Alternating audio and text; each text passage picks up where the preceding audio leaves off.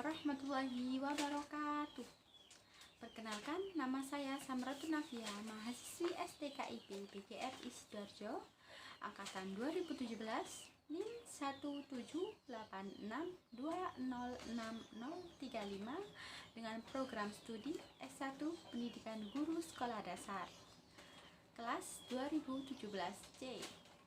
Video ini saya buat untuk melaksanakan ujian tengah semester mata kuliah Pendidikan Pancasila dengan dosen pengampu Pak Rahman MPD. Baiklah, tanpa membuang waktu, saya akan jawab soal yang pertama. Sebutkan landasan hukum mempelajari kuliah Pendidikan Pancasila. Landasan hukum melaksanakan perkuliahan Pendidikan Pancasila tertuang dalam Undang-Undang Nomor 20 Tahun 2003, yakni tentang Sistem Pendidikan Nasional, di mana pada pasal 1 ayat 2 menyatakan bahwa pendidikan nasional harus berdasarkan Pancasila, yang artinya bahwa Pancasila merupakan sumber hukum pendidikan nasional.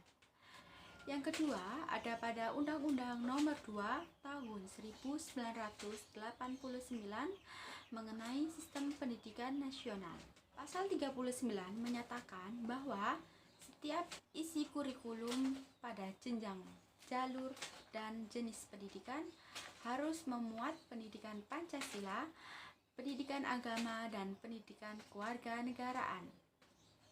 Soal yang kedua, sebutkan usulan dasar negara yang disampaikan oleh Bapak Insinyur Soekarno dalam sidang BPU PKI 1.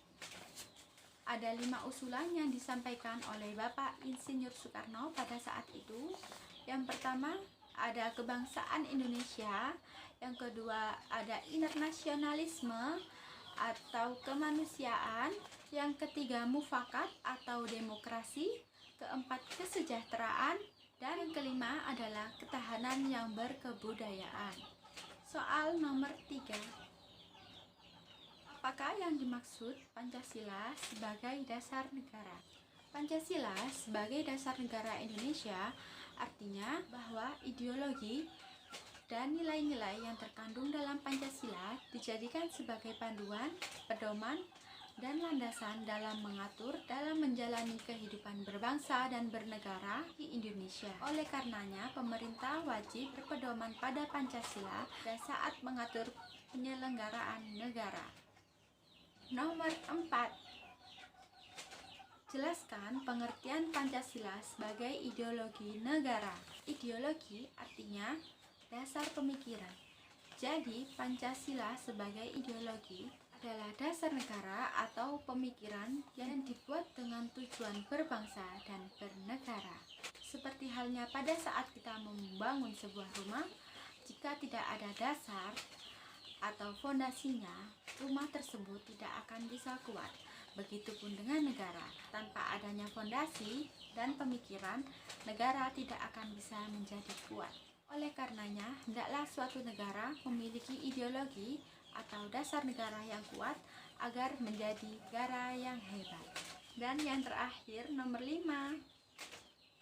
Jelaskan tantangan Pancasila sebagai ideologi negara. Ada 2 tantangan Pancasila sebagai ideologi negara. Yang pertama, tantangan dari dalam. Tantangan dari dalam berupa gerakan separatis yang mulai satu persatu melepaskan diri dari Negara Kesatuan Indonesia, mengakibatkan munculnya disintegrasi serta mentalis bangsa. Penanganan yang tidak tepat dalam menyikapi gerakan-gerakan tersebut dapat mengancam eksistensi Pancasila sebagai ideologi negara Indonesia. Kedua, yakni tantangan dari luar. Hanya arus globalisasi yang semakin hari semakin cepat dapat mengerus nilai-nilai budaya serta kepribadian asli masyarakat Indonesia. Selain itu, modernisasi juga mendominasikan budaya asing yang tidak sesuai dengan jati diri bangsa Indonesia dapat menjadi ancaman dalam Pancasila sebagai ideologi dasar negara. Baiklah, cukup sekian apa yang dapat saya sampaikan. Terima kasih atas perhatiannya. Wassalamualaikum warahmatullahi wabarakatuh.